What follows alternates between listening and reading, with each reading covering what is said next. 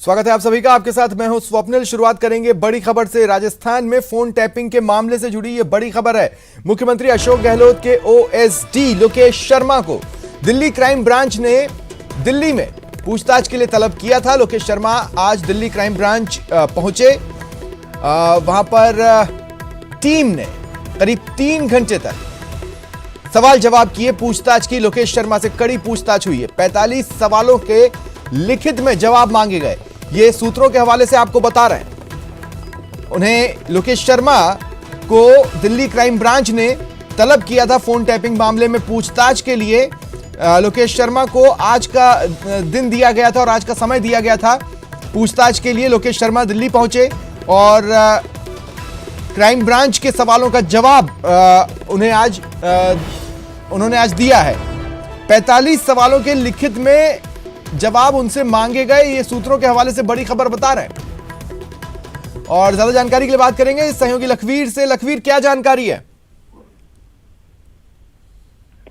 जी बिल्कुल स्वप्निल, आज CM OSD Lokesh Sharma Delhi आए हैं। क्राइम ब्रांच ने उन्हें तलब किया था। तकरीबन 3 घंटे की लंबी पूछताछ उनसे हुई है। सूत्रों के हवाले से खबर है कि 45 सवालों का लिखित में जवाब मांगा है कि ये जो वायरल ऑडियो है वो उन्हें कैसे मिला, क्या क्या बातचीत थी। और जब न्यूज 18 ने उनसे बातचीत की लोकेश शर्मा से, तो लोकेश शर्मा ने कहा है कि जो तमाम ऑडियोज की जो जिक्र है वो उन्हें सोशल मीडिया से प्राप्त हुए हैं और मीडिया को उन्होंने इसलिए प्रोवाइड कराया था क्योंकि उनमें जिक्र था साफ तौर पर कि लोकतांत्रिक तरीके से जो चुनी हुई सरकार है उसको गिराया जा सकता है। पैसे के लेन देन का आरोप उन्होंने लगाया है। और न्यूज 18 से बातचीत लोकेश शर्मा ने यह भी कहा है कि केंद्रीय मंत्री ने जो केस दिल्ली क्राइम ब्रांच में रजिस्टर किया था वो तार्किक तौर पर बनता नहीं है। अगर ये केस जयपुर में इसको शिफ्ट किया जाए, ये भी उन्होंने मांग की है और इसके खिलाफ इन्होंने याचिका भी दर्ज की हुई है। लोकेश शर्मा ने कहा है कि उन्हें न्यायपालिका पर पूरा भरोसा है और उन्हें न्याय मिलेगा, उनका किसी प्रकार का दोष नहीं है। हालांकि जो भी पूछताछ हुई उसमें फोन का जिक्र भी हुआ है कि वो फोन आखिरकार कहाँ है जिससे कि उन्होंने जो ये ऑडियोज हैं उनको वायरल किया है, उसका जिक्र लगातार पूछताछ में बार बार हो रहा है। जो भी क्राइम ब्रांच के अधिकारी हैं वो लोकेश शर्मा से मांग कर रहे हैं कि वो फोन कहाँ है। लोकेश शर्मा ने क्राइम ब्रांच के समक्ष कहा है कि वो फोन अब डैमेज हो चुका है और उनके पास नहीं है और फोन इन्होंने चेंज कर लिया है। ये तमाम तरीके के सवाल जवाब हैं जो आज क्राइम ब्रांच के समक्ष लोकेश शर्मा से किए गए हैं। 3 घंटे की लंबी पूछताछ इस पूरे प्रकरण में आज लोकेश शर्मा से हुई है। स्वप्निल, ये जो लिखित में जवाब मांगे गए हैं, क्या इस पर थोड़ा प्रकाश डालेंगे? देखिए, तमाम तरीके के सवाल हैं कि आखिरकार आपके पास ऑडियो कैसे आया। फोन टैपिंग का मामला जो केंद्रीय मंत्री कह रहे हैं कि फोन टैप कराए गए हैं, अलोकतांत्रिक तरीके से फोन टैप हुए हैं, लेकिन लोकेश शर्मा कह रहे हैं कि फोन टैपिंग ना तो मैंने करवाई है ना राजस्थान सरकार ने कराई है। ये सोशल मीडिया पर पहले से ऑडियोज वायरल थे, ये मेरी तरफ से शेयर किए गए हैं। ये साफ तौर पर कह रहे हैं कि हाँ, मैं ये बात स्वीकारता हूँ कि मेरी तरफ से शेयर किए गए हैं, लेकिन सरकार ने किसी प्रकार के फोन टैप नहीं किए हैं। सोशल मीडिया पर ये तमाम जो ऑडियोज हैं वो वायरल थे, इसलिए मैंने शेयर किए हैं क्योंकि मीडिया को पहुंचाना जरूरी था ताकि जांच हो सके और प्रदेश की जनता के समक्ष ये पूरा मामला आ सके कि जो लोग जिनका जिक्र उस ऑडियो में हो रहा है वो अलोकतांत्रिक तरीके से सरकार गिराने का प्रयास कर रहे हैं। ये पूरा प्रकरण है। स्वप्निल, मैं जानना चाहता हूं लखवीर, मुझे बताया जा रहा है कि शायद लोकेश शर्मा जी आपके साथ ही हैं। जी, उनसे बात हो सकती है? जी बिल्कुल, लोकेश शर्मा से न्यूज 18 की बातचीत करवाएंगे। लोकेश शर्मा अभी हमारे साथ ही हैं। ये स्वप्निल जी, अब मैं उनसे बात कर रहा हूं सीधे। हेलो लोकेश जी। हाँ जी, स्वागत है आपका न्यूज 18 राजस्थान पर। हाँ बताइए स्वप्निल जी। लोकेश जी, कैसा रहा आज का ये जो पूरा पूछताछ वाला जो एपिसोड है? देखिए, जिस पूछताछ के लिए मुझे बुलाया गया मैं उसमें शामिल हुआ और लगभग 3 घंटे की मुझसे पूछताछ हुई। मैंने उनके तमाम सवालों के जवाब दिए हैं। मोटे तौर पर आपका पक्ष क्या है इसमें? देखिए, मेरा पक्ष तो मैं शुरू से ही एक बात कहता आ रहा हूँ कि ऑडियो टेप का मुझसे कोई लिंक नहीं है। ऑडियो टेप कहाँ हुआ, कैसे हुआ, किसने किया, मुझे इसकी कोई जानकारी नहीं है। मुझे जो ऑडियो क्लिप्स मिले वो सोशल मीडिया के माध्यम से, व्हाट्सएप ग्रुप के माध्यम से मुझे मिले और मैंने इस राज्य हित में जरूरी समझा क्योंकि जिस तरह का उसमें संवाद था वो इस लोकतांत्रिक तरीके से चुनी हुई सरकार को गिराने की साजिश रची जा रही थी। पैसों के लेन देन की बात थी उसमें, और एमएलए को खरीद फरोख्त की कोई बात उसमें संवाद में थी। तो मुझे लगा कि ये मीडिया के माध्यम से आम जनता तक पहुंचना चाहिए, ताकि इस प्रदेश की जनता को ये पता चले कि किस तरह से कुछ लोग इस चुनी हुई सरकार को गिराने की साजिश रच रहे हैं। नहीं, लेकिन तो लोकेश मेरी जी, जिम्मेदारी इस पूरे थी कि प्रकरण को इस तरह की फोन साजिश का रिकॉर्डिंग पर्दाफाश प्रकरण करें। नहीं कहा जा रहा है, फोन टैपिंग प्रकरण कहा जा रहा है। देखिए, टैपिंग का मैंने एक ही लाइन में आपको जवाब दिया, फोन टैपिंग का मुझसे कोई लेना देना नहीं है। फोन मैंने ना टैप किया, ना मुझे उसके बारे में कोई जानकारी है। चलिए, शुक्रिया शुक्रिया लोकेश जी हमारे साथ जुड़ने के लिए और तमाम बातचीत के लिए। साथ ही लखवीर, आपका भी।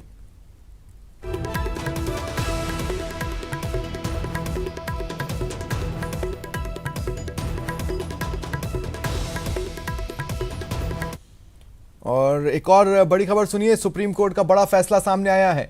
राजस्थान में ट्रैक्टर से बजरी परिवहन पर कोर्ट ने रोक लगा दी है। बिना कॉमर्शियल रजिस्ट्रेशन के बजरी परिवहन में ट्रैक्टर नहीं चलें, ये स्पष्ट तौर पर सुप्रीम कोर्ट ने कहा है। राजस्थान में बजरी का अवैध खनन रोकने के लिए कड़े निर्देश दिए गए। ढुलाई रोकने के लिए कठोर उपाय करने का राज्य सरकार को ऑर्डर है। सुप्रीम कोर्ट ने राज्य सरकार को 2 सप्ताह के भीतर एक हलफनामा दाखिल करने का निर्देश दिया है और ये हलफनामा दाखिल कर राज्य सरकार को यह बताने को कहा है कि अवैध खनन करने वालों की गिरफ्तारी के लिए सरकार क्या कदम उठा रही है। ज्यादा जानकारी के लिए बात करेंगे सहयोगी सुशील से। सुशील, क्या जानकारी है? देखिए स्वप्निल, राजस्थान में बजरी खनन एक बड़ा मुद्दा रहा है और जिस तरह एनजीटी ने बजरी खनन और तमाम जो प्राकृतिक संपदा को बचाने के लिए एक बड़ा आदेश जारी किया था, उसी के माध्यम से सुप्रीम कोर्ट सुनवाई कर रहा था। सुप्रीम कोर्ट ने फिलहाल एक बड़ा आदेश राजस्थान में बजरी को लेकर दिया है, जिसमें कहा गया है कि ट्रैक्टर से जो बजरी परिवहन है उस पर फिलहाल तत्काल प्रभाव से रोक लगा दी गई है और ये कहा गया है कि जो गाड़ियां बिना कमर्शियल रजिस्ट्रेशन की हैं उनको नहीं चलने दिया जाएगा। जिनको एमओएफ या वहां की जो एनवायरमेंटल कमेटी है वो परमिशन देगी, वही कमेटियां जो हैं या उन्हीं परमिशन से देने वाली ट्रैक्टर गाड़ियां ही बजरी का जो खनन है वो लेकर आगे चलेंगी। लेकिन फिलहाल जिस तरह से वहां पर तमाम खनन अवैध रूप से चल रहा था, जिसमें एमओएफ जांच कर रही थी और जो एलन राव हैं जिन्होंने अपनी रिपोर्ट सुप्रीम कोर्ट में दी और ये कहा कि प्राकृतिक संपदा को एक बड़ी मात्रा में नुकसान हो रहा है, लिहाजा अब फिलहाल सुप्रीम कोर्ट ने एक बड़ा आदेश जारी किया है। वहीं सुप्रीम कोर्ट ने ये भी कहा है राजस्थान सरकार से कि बजरी खनन को लेकर जो अवैध रूप से किया जा रहा था उसमें जो एफआईआर दर्ज किया है राजस्थान सरकार के द्वारा, उसमें अब तक क्या कार्रवाई की गई है, ट्रायल का स्टेज क्या है और राजस्थान सरकार बजरी खनन को रोकने के लिए क्या कदम उठा रही है। तो एक बात थोड़ा क्लियर करेंगे सुशील, मतलब ट्रैक्टर पर टोटल रोक है या फिर एक प्रोसेस से आपको ये बताना पड़ेगा या जो भी खनन के धंधे में है वो रजिस्ट्रेशन कराएंगे और फिर जिन गाड़ियों को परमिशन है उन्हीं के थ्रू परिवहन हो पाएगा? जी देखिए, राजस्थान में जो ट्रैक्टर का पूरा जो फिलहाल जो बजरी का खनन है उस पर रोक नहीं लगाई गई है। बिना कमर्शियल रजिस्ट्रेशन के जो ट्रैक्टर फिलहाल बजरी का खनन करते हैं उन पर रोक लगाई गई है। यानी कि जिनको जो एनवायरमेंटल मिनिस्ट्री राजस्थान की और जो वहां के परिवहन डिपार्टमेंट से परमिशन मिलेगा, केवल वही बजरी खनन कर सकते हैं जिनके पास सरकारी दस्तावेज होंगे और जिन ट्रैक्टर में कमर्शियल नंबर होगा। शुक्रिया तमाम जानकारी के लिए। देखिए, कांग्रेस का चिंतन शिविर चल रहा है और इस बीच कांग्रेस को एक नई चिंता का आज सामना करना पड़ा। कांग्रेस को बड़ा झटका लगा है। कांग्रेस नेता सुनील जाखड़ ने पार्टी छोड़ दी है। आलाकमान पर पंजाब की समझ नहीं होने का उन्होंने आरोप लगाया। अंबिका सोनी, तारिक अनवर पर उन्होंने सवाल खड़े किए। हरीश रावत पर भी निशाना साधा, कहा पार्टी चापलूसों से घिरी पड़ी है। और इधर मुख्यमंत्री अशोक गहलोत पर भी जाखड़ बरसे। उन्होंने कहा कि क्या मैंने आपकी सरकार को अस्थिर करने की कोशिश की? मुझे नोटिस क्यों दिया गया? क्या आपकी सरकार को सिद्धू ने अस्थिर करने की कोशिश की? मैं नहीं चाहता कांग्रेस की लड़ाई सड़क पर आए। गहलोत जी को हर 15 दिन में बताना पड़ता है कि मैं ही सीएम रहूंगा। जो मानेसर में साजिश रच रहे थे उन्हें नोटिस क्यों नहीं? जिन्होंने आपके यहां ईडी की रेड पड़वाई उन्हें नोटिस क्यों नहीं दिया?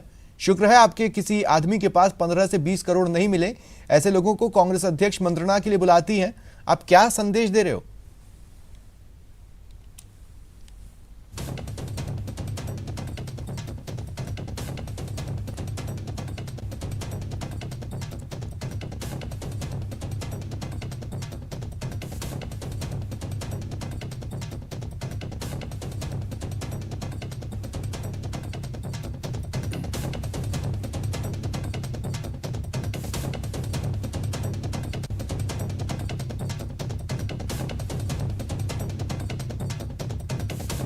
किया, सिर माथे कबूल किया। मेरा एक सवाल है, और मैं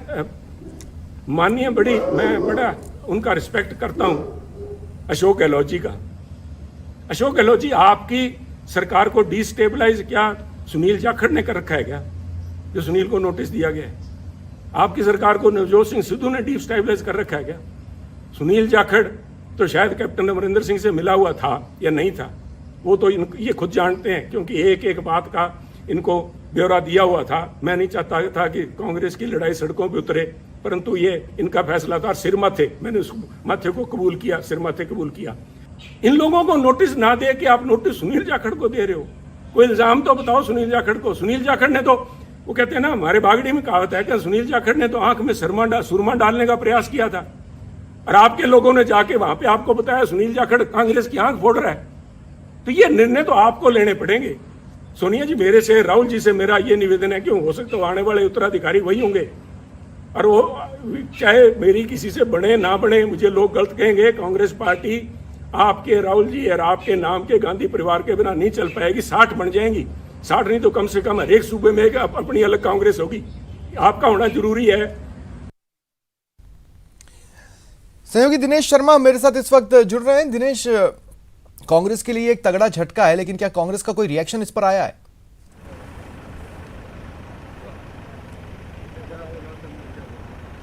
बिल्कुल स्वप्निल, सही कहा आपने, बड़ा झटका है कांग्रेस के लिए, क्योंकि एक एक करके पार्टी नेता छोड़कर जा रहे हैं, और अब सुनील जाखड़ ने जो है वो दामन छोड़ा है कांग्रेस का। और खास बात यह है कि पार्टी तो उन्होंने छोड़ी, लेकिन गिन गिन करके उन्होंने निशाने साधे हैं एक एक करके नेताओं पर। और राजस्थान के जो सीएम हैं अशोक गहलोत, उन पर भी उन्होंने हमला बोला। मैं अभी फिलहाल उदयपुर में हूँ, और उदयपुर में कांग्रेस का नव संकल्प शिविर चल रहा है, और यहाँ पर जो है वो पार्टी नेताओं से हमने बात करने की कोशिश की, कांग्रेस के ही नेताओं से, लेकिन अभी किसी ने भी इस पर बोलना मुनासिब नहीं समझा है। हालांकि ये जरूर कहा है कि पहले भी पार्टी छोड़कर नेता जाते रहे हैं, एक समय वैसा भी आएगा जब कांग्रेस में आने के लिए एक होड़ जो है वो मचेगी नेताओं में। लेकिन बड़ा झटका है, जबकि पार्टी जो है एक बुरे दौर से गुजर रही है, और निशाने जो है वो कई नेताओं पर उन्होंने साधे हैं। मेरे साथ में रवि सिसोदिया भी हैं, वरिष्ठ जो है हमारे संवाददाता हैं, उनसे हम बात करते हैं क्या मायने हैं इस इस्तीफा देने के, और एक एक करके उन्होंने निशाने साधे हैं कई सारे नेताओं पर। क्या वो संदेश देना चाहते हैं कि वास्तव में कांग्रेस में सब कुछ ठीक नहीं चल रहा है? देखिए दिनेश, पहले आपको इस पूरे प्रकरण को समझना होगा, क्योंकि पूरा मामले को अगर आप देखें तो पिछले महीने उनको नोटिस दिया गया। नोटिस के बाद पहले तय किया गया था कि उन पर कौन सी क्या कार्रवाई की जाए। उन पर कार्रवाई नहीं की, उनके सभी पदों से हटाया गया। उस दौरान ही कहा गया था, उस दौरान सुनील जाखड़ की तरफ से कहा गया था कि वो जब कांग्रेस का चिंतन शिविर शुरू होने वाला होगा तभी वो इसकी घोषणा करेंगे। तो ये बड़ा सवाल खड़ा होता है कि क्या आलाकमान सब कुछ जानते हुए भी क्या उनको मनाने की कोशिश नहीं की गई?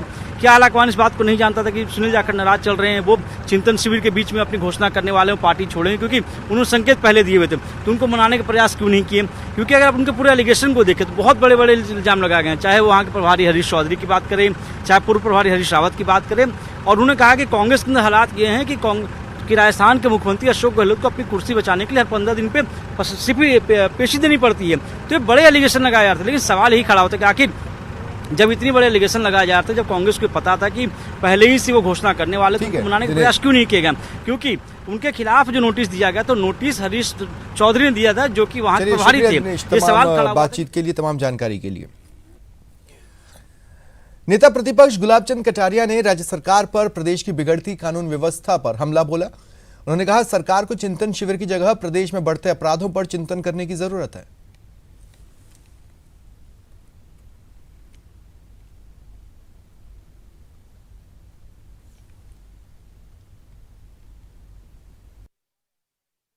मैं सोचता हूं कि जो चिंतन शिविर हो रहा है वो इस बात की चिंता भी करें कि हम कभी देश पे राज करते थे, आज हम दो में क्यों रह गए, और दो में भी जिस राजस्थान में आप चिंतन शिविर कर रहे हो उसमें इस बात की भी चिंता करो कि सांप्रदायिक विद्वेषता का यह तांडव क्यों हो रहा है, किसके कारण से हो रहा है। एक करोली ने तो इस प्रमाणित ही कर दिया कि वो PFI के लोग हैं और उनके बारे में सरकार के पास सब जानकारी है, लेकिन उसके बाद भी हाथ पे हाथ धरे रखे रहे, उसके कारण से हुआ। जोधपुर में मुख्यमंत्री के नाक के नीचे हो गया, भीलवाड़ा में इसी प्रकार से, अलवर में इसी प्रकार की घटनाएं एक के बाद एक, और नाहौर की आज घटनाएं। नागौर में हिस्ट्री शीटर जयपाल पूनिया को गोली मार दी गई। बोलेरो सवार लोगों ने उस पर गोलियां बरसाई। जयपाल पूनिया को 2 गोलियां लगी हैं। नावा अस्पताल में प्राथमिक उपचार के बाद उसे जयपुर रेफर किया गया है। बिना नंबर की बोलेरो में सवार होकर अज्ञात हमलावर आए थे और हिस्ट्री शीटर जयपाल पूनिया पर गोलियां बरसाकर फरार हो गए। नागौर के नावा सिटी की यह घटना है। नागौर जिले के नावा सिटी में नमक व्यवसायी और हिस्ट्री शीटर को बोलेरो सवार बदमाशों ने गोली मारी। जयपाल पूनिया नाम के व्यवसायी को गोली मारी गई है, जिसे तत्काल इलाज के लिए नावा अस्पताल ले जाया गया और वहां से जयपुर रेफर कर दिया गया। हमलावर बिना नंबर की बोलेरो में सवार थे और मौके से भाग निकले। दिन दहाड़े हुई घटना से नावा सिटी में सनसनी फैल गई। पुलिस के आला अधिकारी घटनास्थल पर पहुंचे और मामले की जांच की जा रही है। ज्यादा जानकारी के लिए बात करेंगे सहयोगी महेंद्र से। महेंद्र, कितने बजे के आसपास ये वारदात सामने आई है? देखिए, ये करीब 1 घंटा पहले की वारदात है। नावा सिटी शहर में ये घटना हुई है। दिन दहाड़े एक जो हिस्ट्री शीटर और नमक कारोबारी है जयपाल, उसको 2 गोलियां मारी गई है। उसे यहाँ से नावा सिटी में प्राथमिक इलाज के बाद जयपुर रेफर कर दिया है। वहां पर उसकी हालत अभी गंभीर बताई जा रही है। जयपाल पूनिया के बारे में अगर देखें तो जयपाल पूनिया खुद नावा के नमक संघ का पहले अध्यक्ष रह चुका है। साथ ही कई मुकदमे उसके खिलाफ नावा सिटी व आसपास के थानों में दर्ज है। ये एक हिस्ट्री शीटर है। पिछले दिनों ही गुडा साल्ट के जो सरपंच है उन्होंने मामला दर्ज कराया था। बाकी जो अन्य प्रतिद्वंदी है उनके साथ भी इसका विवाद काफी समय से चल रहा था। आज जो 2 वीडियो सामने आए हैं उसमें एक वीडियो में ये साफ दिख रहा है कि जो बोलेरो सवार हमलावर थे उन्होंने गोलियां दागी है, उसके बाद वो फरार हो गए। फिलहाल कुचामन के एडिशनल एसपी, डीएसपी सहित अधिकारी घटनास्थल पर मौजूद है। एफएसएल की टीम को मौके पर बुलाया जा रहा है और पूरे मामले में अभी जो जयपाल पूनिया की जो हालत है वो बेहद गंभीर बताई जा रही है। 2 गोलियां उन्हें लगी है और जो पुलिस के आला अधिकारी है वो घटनास्थल पर अभी मौजूद है। जी,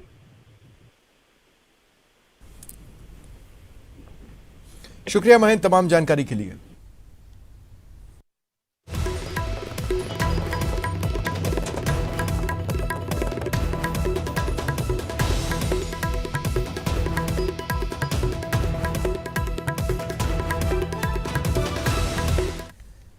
श्रीगंगानगर के पड़ोसी जिले हनुमानगढ़ में भी तनाव के हालात बन गए हैं। सत्ता पक्ष आपराधिक वारदातों के नियंत्रण को लेकर भले ही अपनी पीठ थपथपाए, लेकिन विपक्ष के साथ ही आमजन नाराज है। श्रीगंगानगर संवाददाता अशोक शर्मा ने प्रदेश की बिगड़ती कानून व्यवस्था को लेकर लोगों से बातचीत की।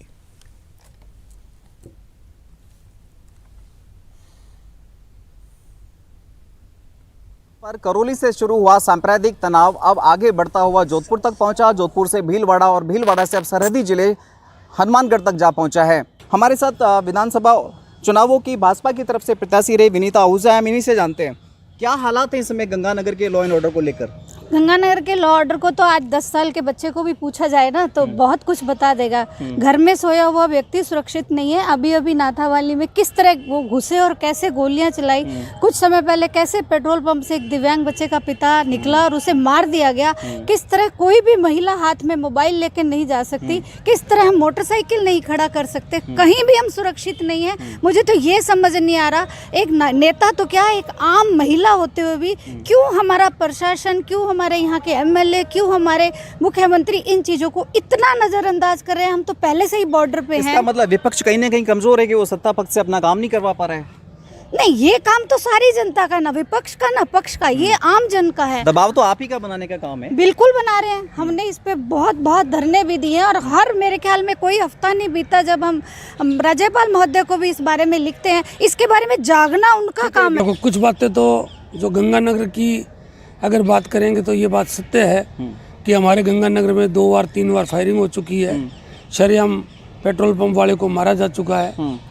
कहीं ना कहीं जो गैंगस्टर है जिनका जिंदगी का ध्येय ही पैसा कमाना है और कम उम्र जीना है, उनके लोकल लोगों के साथ तार जुड़े हुए हैं जो फिरौती की शक्ल में पैसे लेते हैं, लोगों को टेलीफोन करते हैं। पुलिस की जहाँ तक बात करूँगा, पुलिस कहीं ना कहीं राजनीतिक लोकल दबाव में रहती है। अगर पुलिस किसी को पकड़ती है तो इसको निकाल दो, इसको छोड़ दो। मैं एक लड़के का नाम लूंगा, निशांत बजाज का। सर, और जो क्राइम केस इंसिडेंट है वो तो एक करंट इंसिडेंट है, उन परिवारों का नाश है। जो ऑर्गेनाइज क्राइम डेवलप हो रहा है, जो केमिकल नशा है, इंजेक्टेबल्स है, वो आने वाली 10 पीढ़ियों को तबाह कर रहा है। ये जो नेता है क्या सोचते हैं इनके परिवारों में नहीं आ सकता क्या ऑर्गेनाइज क्राइम? अगर ये गरीब को नशा बेचेंगे, उसकी रोटी खाएंगे, तो क्या भ्रष्टाचार करके इनकी रोटी चल जाएगी? मैं अगर श्री गंगानगर की कानून व्यवस्था की बात करूं तो मैं 3P और 1M पे चलूंगा। 3P का मतलब है पब्लिक, पुलिस और पॉलिटिशियन। अगर हम लोग पब्लिक की बात करें, चूंकि मैं रिप्रेजेंट करता हूं पब्लिक को भी, तो उनका ये कहना है कि आम जन से किसी से बात कर लो, उसका ये कहना है कि गोविंद जी कब कहां क्या हो जाए किसी को कुछ नहीं पता। अगर हम पुलिस की दृष्टि से बात करें तो पुलिस जो है अपराधियों को अपराध होने के बाद पकड़ तो लेती है। पुलिस यही दावा करती है कि हमने सारे अपराधों का खुलासा कर दिया है। लेकिन ये सवाल ये है कि ये हो क्यों रहा है? पर ये और पुलिस के जो अधिकारी हैं या पुलिस का जो पूरा एक सिस्टम है वो ये गारंटी कभी नहीं करता कि आइंदा जो ये मामला होगा नहीं। अगर हम पॉलिटिशियन की बात करें तो ये सारे गैंगस्टर जो है, जो भी कानून व्यवस्था है, इतने बाहर से जो लोग आ रहे हैं, कहीं ना कहीं उनका पॉलिटिशियन की ओर से प्रोडक्शन है। अब पॉलिटिशियन कौन है? अशोक शर्मा, न्यूज़ 18 श्री गंगानगर। जयपुर में सीएम से मिलने गए वकीलों के डेलीगेशन ने विरोध प्रदर्शन किया। अपनी मांग पर ध्यान नहीं दिए जाने से गुस्साए वकीलों ने आज काले झंडे दिखाकर गिरफ्तारी दी। बता दें, वकील 40 साल से हाईकोर्ट बेंच की मांग कर रहे हैं।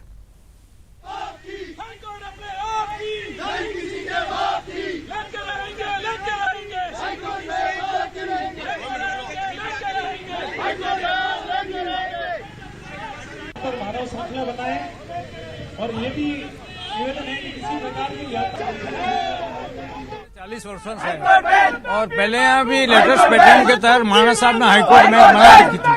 हाईकोर्ट यहाँ से जब स्टेट का रीऑर्गेनाइजेशन हुआ, मर्जर हुआ, तब जोधपुर चली गई और जयपुर में भी रहनी थी। जयपुर में सन 76 में 30 जनवरी को हो गई इमरजेंसी के दौरान। यहाँ की मांग हमेशा लंबी रही। 1982 से बराबर चली आ रही है। मैंने स्वयं ने इतनी बार संघर्ष किया। 102 दिन तक भी हड़ताल रही, 70 दिन भी हड़ताल रही, 169 दिन में कुल मिलाकर के हमारे लोगों ने कम से कम 2600 दिन तक हड़ताल रखी है। इससे ज्यादा तो हम कर भी क्या सकते। कांग्रेस के सभी वरिष्ठ पदाधिकारियों का, मुख्यमंत्री का उदयपुर की धरा पर हम स्वागत करते हैं, परंतु जिस तरह से मुख्यमंत्री जी केवल जोधपुर के मुख्यमंत्री ही मानते हैं, हम उनसे मांग करते पूरे प्रदेश की सोचें। जिस तरह से वो आदिवासियों को भला करना चाहते हैं तो निश्चित रूप से उनको यहाँ हाईकोर्ट बेंच की स्थापना के लिए प्रयास करना चाहिए और घोषणा करनी चाहिए। यदि मुख्यमंत्री अगर आदिवासियों को भला नहीं कर सकते तो उनको अपने पद पर नहीं रहना चाहिए। विगत 40 वर्षों से हम इस मांग को 40 वर्षों से मांग कर रहे हैं और संघर्ष कर रहे हैं, मगर जिस तरह से हमारे को वो एक कीड़े मकोड़े की तरह देखना चाहते हैं, हम उनको बर्दाश्त नहीं करेंगे और हम पूरी मेवाड़ की जनता उनको माफ नहीं करेगी। 23 जुलाई 2009 को डॉक्टर एम वीरप्पा मोइली साहब जब भारत के तात्कालिक विधि मंत्री थे और मनमोहन सिंह जी भारत के प्रधानमंत्री थे, उस समय उन्होंने अशोक जी गहलोत साहब को एक पत्र लिखा था, उदयपुर में हाईकोर्ट बेंच की स्थापना के लिए इंफ्रास्ट्रक्चर किए जाए, आप अनुशंसा करिए। लेकिन तब से लेकर के आज दिन तक चाहे अशोक जी गहलोत हो। राज्यसभा सांसद डॉक्टर किरोड़ीलाल मीणा धरियावद में आयोजित होने वाले आदिवासी सम्मेलन के लिए जाने के दौरान चित्तौड़गढ़ के निम्बाहेड़ा में मीडिया से मिले। उन्होंने गहलोत सरकार पर निशाना साधा, कहा प्रदेश सरकार चिंतन शिविर के माध्यम से वजूद बचाने की कोशिश कर रही है। उन्होंने आगे कहा, आंदोलन सबका अधिकार है लेकिन मुझे जानबूझकर रोका जा रहा है। हर कोई करता तो इसलिए वजूद बचे, गहलोत साहब का बचे, कांग्रेस का बचे, लेकिन बचने वाला नहीं, क्योंकि सरकार की नेगेटिविटी ज़्यादा है, कानून की स्थिति बड़ी खराब है। आपने देखा राजस्थान के मुख्यमंत्री खुद एक विधायक को सरेंडर कर रहे हैं। ये कितना हास्यास्पद है। मुख्यमंत्री अपने निवास पर एक अपराधी को बुलाया और पुलिस को बुलाकर सरेंडर करे, मतलब अपराधियों के सरगना बन चुके हैं गहलोत साहब। ये कानून की स्थिति है और रोज देख रहे हैं लूट। अलवर में पानी की समस्या को लेकर एनईबी एक्सटेंशन की 30 से 40 महिलाएं पानी की टंकी पर चढ़ गईं, नारेबाजी की। महिलाओं ने बताया, वार्ड 56 में पिछले कई दिनों से पानी की समस्या है। जलदाय विभाग के अधिकारियों को जानकारी दी, लेकिन विभाग के नकारापन और ढुलमुल रवैये के कारण लोगों को पानी के लिए जूझना पड़ रहा है। की समस्या है, इतनी ज़्यादा समस्या है कि पिछले 3 साल से हम लोग पानी की समस्या से परेशान हैं। कम से कम 3 साल के अंदर 20 बार गर्ग साहब और इनके अधिकारी जो भी हैं वो यहाँ पे आके विजिट कर जाते हैं, आश्वासन दे जाते हैं, फिर चले जाती है कहानी। अभी इन्होंने कोई लाइन वाइन 2 बटे और 3 बटे को अलग अलग करा, 1 बटे 2 बटे को, उसके बाद भी कोई समस्या का समाधान नहीं हुआ इनसे पानी का। पहली बात। दूसरी बात ये है कि हमने इनसे निवेदन किया है कि जो आप हमें यहाँ पर हमें जो पानी आ रहा है पीने का पिछले 3-4 साल से, उसका TDS है लगभग 1800-1900, जो एक जहर है अपने आप में। हम तो इनसे ये निवेदन कर रहे हैं हाथ जोड़कर, सबसे टेलीफोन पे आज मेरी सबसे बात हुई है कि साहब राज्य सरकार की ओर से प्रदेश शिक्षा की गुणवत्ता में बढ़ोतरी के लिए अंग्रेजी माध्यम के जो स्कूल खोले गए उनमें एडमिशन के लिए लोगों का जबरदस्त रुझान है। राजधानी जयपुर में आलम यह है कि एक सीट के लिए 10 गुना से लेकर 30 गुना तक आवेदन आए। ज्यादा आवेदन और कम सीट की वजह से लॉटरी निकाली गई। इसमें पारदर्शिता के लिए सार्वजनिक रूप से लॉटरी जिला शिक्षा अधिकारी की मौजूदगी में निकली। हमारे सहयोगी ने मौके पर पहुंचकर प्रक्रिया देखी और परिजनों से भी बात की जो सरकार से गुहार लगा रहे थे कि ऐसे स्कूलों की संख्या बढ़ाई जाए।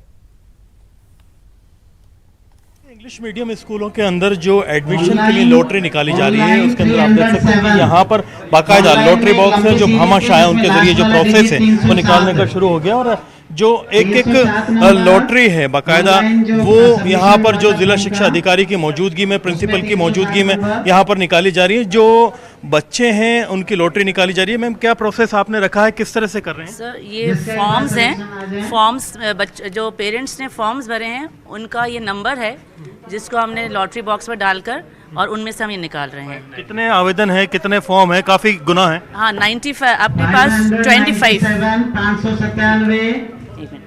25 सीट्स हैं for nursery we have just 25 seats और उनके जो आवेदन आए हैं वो हमारे पास टोटल आए हैं 242, तो जो कि आप समझ सकते हैं कि ऑलमोस्ट 3 गुना, 3 टाइम्स। 3 गुना से लेकर के 10 गुना तक है इसमें। नर्सरी में भी है, 8वीं क्लास में भी है और किसमें? 7वीं क्लास में भी है। तो इन जो है और 3rd क्लास में भी है। इन चारों के लिए लॉटरी निकाली जाएगी। लॉटरी सबकी होंगी लेकिन बिकॉज ये जो पेरेंट्स आ रखे हैं उनके सामने हमारे DO ऑफिस से डिप्यूट हुए हैं ADO सर, हमारे बिहारी लाल जी सर और संदीप शर्मा सर हैं जो कि उनको डिप्यूट करा गया है कि इनके सामने सब कार्य किया जाए। तो वो हम ट्रांसपेरेंसी बहुत ज़रूरी है। सर आपको अपॉइंट किया है, डिमांड और सप्लाई को अगर देखा जाए काफ़ी ज़्यादा बच्चे चाहते हैं इंग्लिश मीडियम में एडमिशन लेना, सीट उतनी नहीं है जी। सीटों के लिए देखो हमारी सरकार और हमारा जो निदेशालय है वो लगातार प्रयासरत हैं और इसके साथ ही अपने जो नई स्कूलें और खुल रही है इंग्लिश मीडियम उनमें अपने ज़िले से 53 स्कूलों के लिए तो ग्रामीण क्षेत्र से और 51 स्कूलों के लिए प्रस्ताव शहरी क्षेत्रों से और गए हुए हैं। प्रयासरत है इस प्रेशर को, इस दबाव को कम करने के लिए। क्या बता आपका है एडमिशन? एक मेरा है 7th में, मेरे भाई का है 2nd। ठीक है, आपको लगता है होगा? अगर बाई चांस नहीं भी होता है सरकार से क्या कहेंगे, गवर्नमेंट से कि सीटें बढ़ाइए, हम भी इंग्लिश मीडियम में पढ़ना चाहते हैं। उसका ट्राई किया है, 2 साल से हुआ नहीं, इस बार होना चाहिए। फिलहाल इतना ही, नमस्कार।